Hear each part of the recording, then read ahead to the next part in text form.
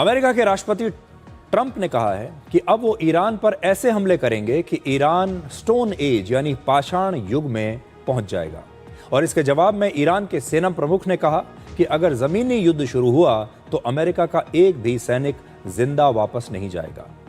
लेकिन ये कोई पहला मौका नहीं है जब पश्चिमी देशों और ईरान के बीच एक अस्तित्व की लड़ाई चली हो।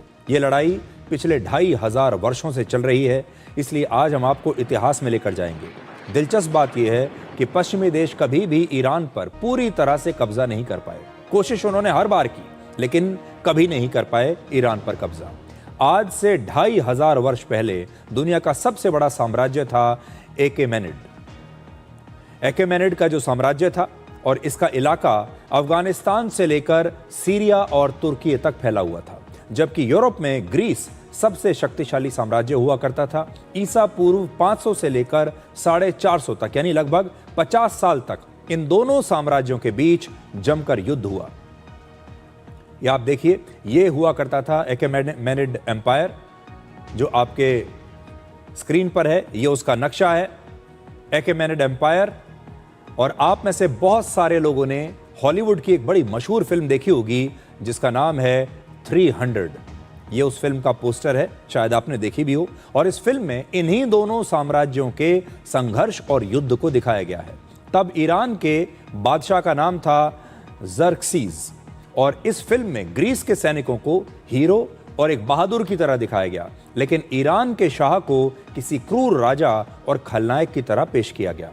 इस फिल्म में दिखाया गया था कि ग्रीस के सैनिक लोकतंत्र और अपनी आज़ादी के लिए लड़ रहे हैं और ईरान के सैनिक ऐसे गुलाम हैं जो एक क्रूर राजा के लिए लड़ रहे हैं। ये एक बहुत पुराना पैटर्न है। अमेरिका आज भी पूरी दुनिया को यही कहता है कि उसने ईरान पर हमला लोकतंत्र की बहाली और दुनिया में शांति की स्थापना के लिए किया। ईसा पूर्व 500 में भी ग्रीस ईरान को ईविल एम्पायर यानी शैतानों का साम्राज्य ही कहता था, और आज भी अमेरिका ईरान की इस मौजूदा सरकार को इस्लामिक ईविल एम्पायर ही कहता है। तो ये जो दुश्मनी है धर्म के नाम पर, ये बहुत पुरानी चली आ रही है।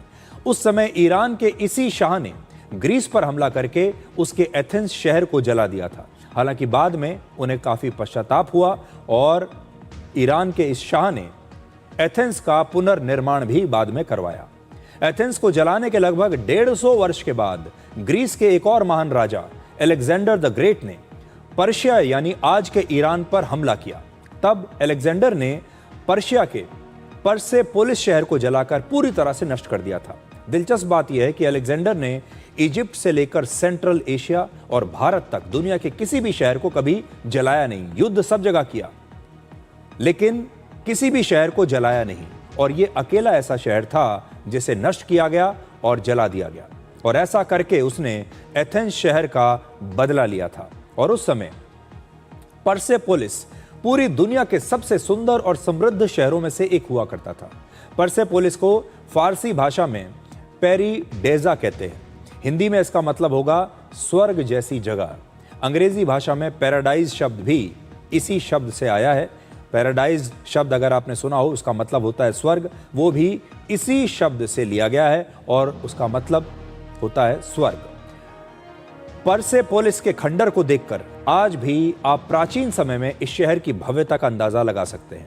और इसके बाद 3री से 7वीं शताब्दी के बीच ईरान और यूरोप के बीच और भी बहुत सारे युद्ध लड़े गए।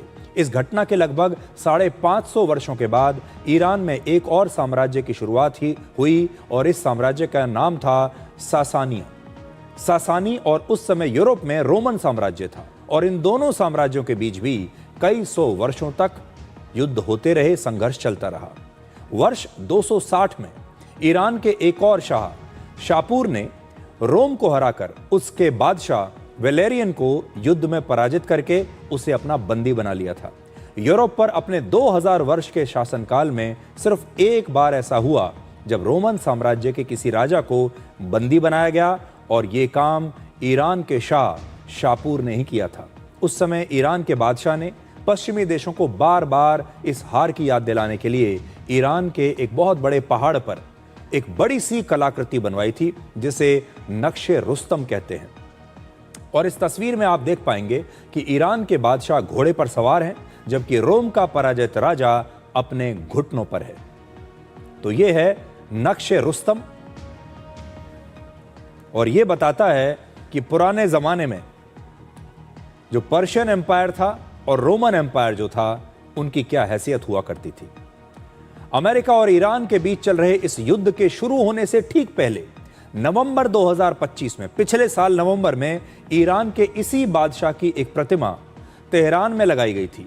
और इस समय ईरान की लगभग 98% जनता मुस्लिम है। देखिए, ये वही प्रतिमा है जिसे लगाया गया है ताकि जो लोग हैं उनमें जोश भरा जा सके, लोगों को ईरान का इतिहास बताया जा सके। ईरान में 98% जनता मुस्लिम है, लेकिन यूरोप और अमेरिका जैसे ईसाई देशों का मजाक उड़ाने के लिए ईरान अपने इसी प्राचीन ज़ोरास्ट्रियन धर्म के नायकों का अक्सर इस्तेमाल करता है। 15वीं शताब्दी से लेकर 19वीं शताब्दी तक यूरोप के एक बड़े इलाके पर शासन करने वाले ऑटोमन एम्पायर यानी ऑटोमन साम्राज्य से भी ईरान के कई युद्ध चले, लेकिन वो कभी भी ईरान पर कब्जा नहीं कर पाए। और आधुनिक युग में भी ईरान कभी भी किसी देश का गुलाम नहीं बना। ईरान एक ऐसा देश है जिसकी विरासत 5000 वर्षों से ज्यादा पुरानी है, लेकिन युद्ध की इस आग में यह विरासत भी झुलस रही है और धीरे धीरे खत्म हो रही है। ईरान के लगभग 120 ऐतिहासिक धरोहर और म्यूजियम्स इस युद्ध में लगभग नष्ट हो चुके हैं।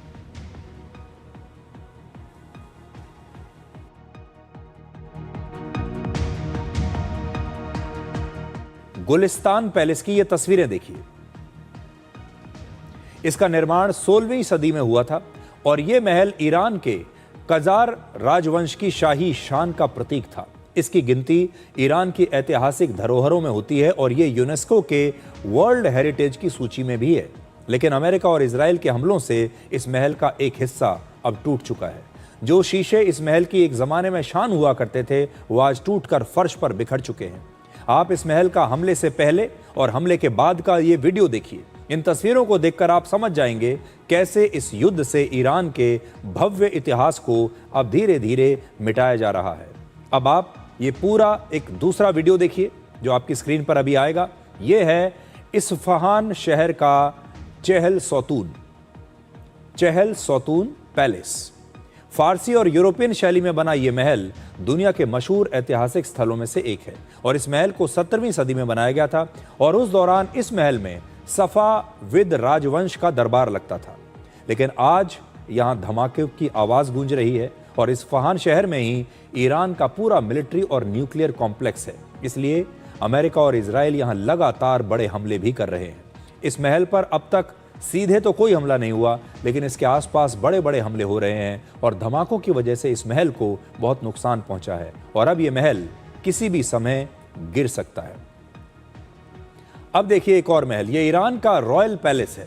ईरानी संगमरमर से बने इस आलीशान महल को मार्बल पैलेस भी कहते हैं। इस महल का निर्माण वर्ष 1937 में मोहम्मद रजा पहलवी ने करवाया था। वर्ष 1979 में इस्लामिक क्रांति से पहले ईरान का शाही परिवार इसी महल में रहता था। सफेद संगमरमर से बने इस महल का मिरर हॉल दुनिया भर में मशहूर था, लेकिन हमले से इसकी चमक भी धूल में मिल चुकी है।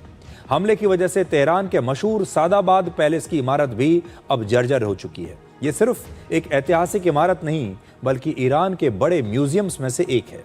युद्ध के कारण यहां दशकों से संभाल कर रखी गई ऐतिहासिक धरोहर अब मिट्टी में मिल रही है। ईरान युद्ध लगातार बड़ी बड़ी अंतर्राष्ट्रीय संस्थाओं के अस्तित्व और भूमिका पर सवाल भी उठा रहा है और संयुक्त राष्ट्र और नेटो के बाद इसमें एक और नाम जुड़ गया है और वो है यूनेस्को। दूसरे वर्ल्ड वॉर के बाद यूनेस्को की स्थापना दुनिया में सांस्कृतिक सहयोग बढ़ाकर शांति स्थापित करने के लिए की गई थी। दुनिया की सांस्कृतिक धरोहरों की रक्षा करना इसकी बड़ी जिम्मेदारी है। ईरान में 29 ऐतिहासिक धरोहर यूनेस्को की वर्ल्ड हेरिटेज लिस्ट में शामिल है। हमले के बाद इनमें से 4 ऐतिहासिक धरोहर अब नष्ट हो चुकी हैं। अगर ये युद्ध और लंबा चला तो ईरान की बाकी ऐतिहासिक धरोहर भी हो सकता है मिट जाएं।